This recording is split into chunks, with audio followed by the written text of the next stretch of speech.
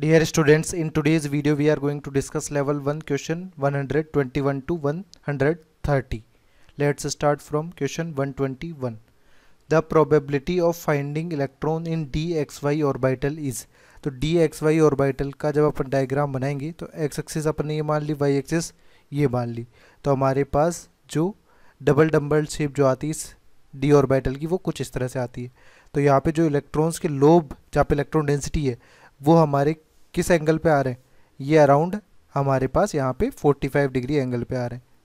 तो यहाँ पर हमारे पास क्या हो जाएगा कि एक्स एक्सिस और एक्स एक्सिस से 45 डिग्री एंगल पे हमारे पास यहाँ पर इलेक्ट्रॉन डेंसिटी अवेलेबल होगी in d x y orbital.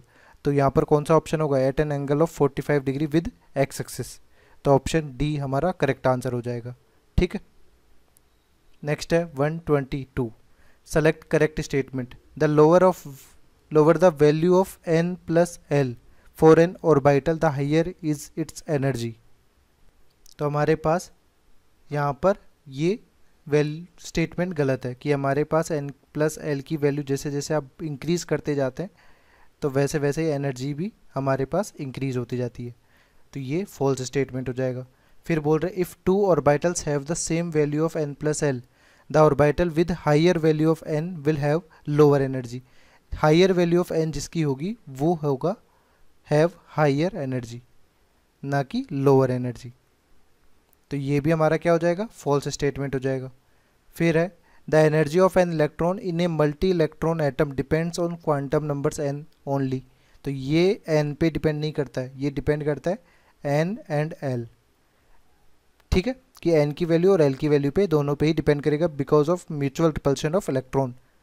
फिर अपने पास है energy of an electron in hydrogen atom जो कि यूनी इलेक्ट्रॉनिक है, यूनी इलेक्ट्रॉनिक है, एक ही इलेक्ट्रॉन है इसमें, depends on quantum numbers n only. ये हमारा ट्रू स्टेटमेंट है कि केवल ये n की वैल्यू पे डिपेंड करता है। यदि हाइड्रोजन एटम में अपन एनर्जी का ऑर्डर लिखते हैं तो केवल n के बेसिस पे अपन देखते हैं कि यार नहीं 1s की एनर्जी, फिर 2s और 2p की एनर्जी सेम होगी, फिर 3s 3p 3d की एनर्जी सेम होगी। ये हमारे पास केवल सिंगल इलेक्ट्रॉनिक स्पीसीज के लिए for hydrogen atom. Multi electron के केस में हमारा इस तरह से एनर्जी ऑर्डर नहीं डिसाइड करते, वहाँ पर एनर्जी ऑर्डर डिसाइड करते हैं n प्लस एल रूल से कि जैसे जैसे n प्लस एल का समीशन बढ़ता जाएगा वैसे वैसे एनर्जी ऑफ ऑर्बिटल भी बढ़ती जाएगी। ठीक है, तो हमारा कौन सा ऑप्शन यहाँ पर करेक्ट है, ऑप्शन डी करेक्ट आंसर हो जाएगा। नेक्स्ट है 123। Read the following statement and choose the correct option. If the radius of first Bohr orbit of hydrogen atom is r।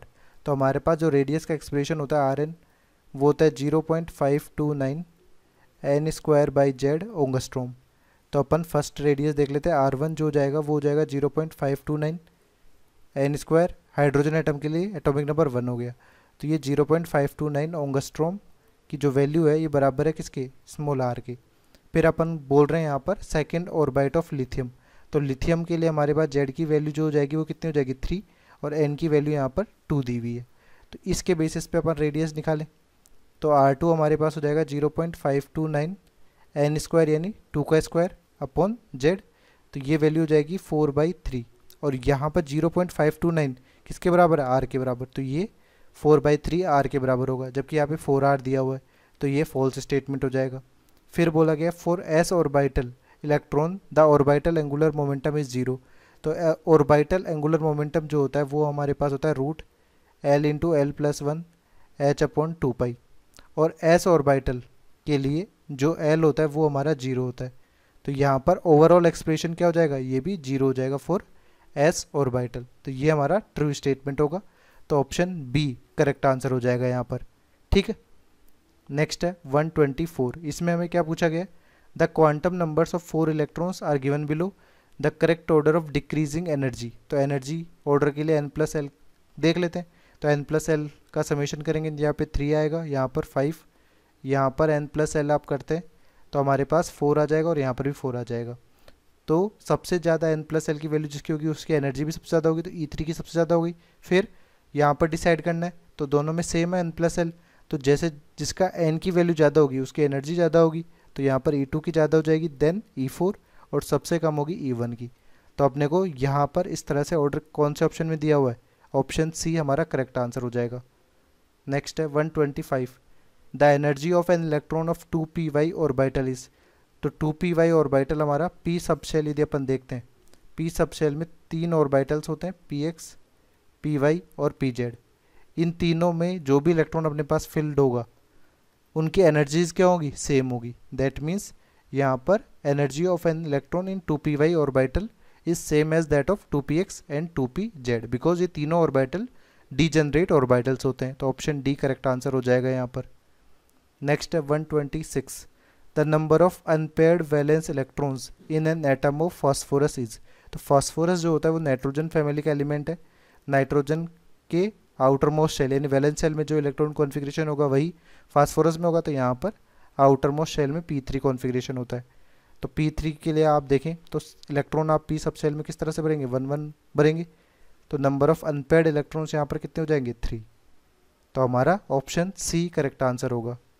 Next है 127, which quantum number defines the orientation of orbital in the space around the nucleus. तो orientation of orbital जो decide किया जाता है वो magnetic quantum number के द्वारा decide किया जाता है। तो ऑप्शन सी यहाँ पर करेक्ट आंसर हो जाएगा। Next 128, what is the maximum number of electrons in a subshell that can have the quantum numbers. तो हमारे पास maximum number of electrons in a subshell जो होता है वो होता है 2l+1 into 2। Maximum number of electrons के लिए बात करी जा रही है। तो मैक्सिमम नंबर ऑफ ऑर्बिटल्स होते तो वो 2l+1 हो जाते। और या तो यहाँ पर आप l की वैल्यू पुट कर दीजिए, 2 इंटू 2+1 इंटू 2, तो ये वैल्यू आ जाएगी 10। तो एक तो ये फॉर्मूला से निकाल सकते हैं या आप यहाँ से भी देखते हैं। तो यहाँ पर n की वैल्यू 3 है, l की वैल्यू 2 है। दैट मीन्स 0 के लिए हमारा s होता है, 1 के लिए p और 2 के लिए d। तो यहाँ पर ये 3d सबशेल के लिए बोला जा रहा है जो एज अपने पास क्वांटम नंबर्स है। अब 3d सबशेल में मैक्सिमम इलेक्ट्रॉन्स कितने हो सकते हैं, 3d 10 तक हो सकते हैं। तो मैक्सिमम इलेक्ट्रॉन 10 ऑक्यूपाई करेगा। तो ऑप्शन डी हमारा करेक्ट आंसर हो जाएगा यहाँ पर। नेक्स्ट है 129, which of the following statement about an electron with ml equal to +2 is incorrect. तो हमारे पास ml की वैल्यू +2 है।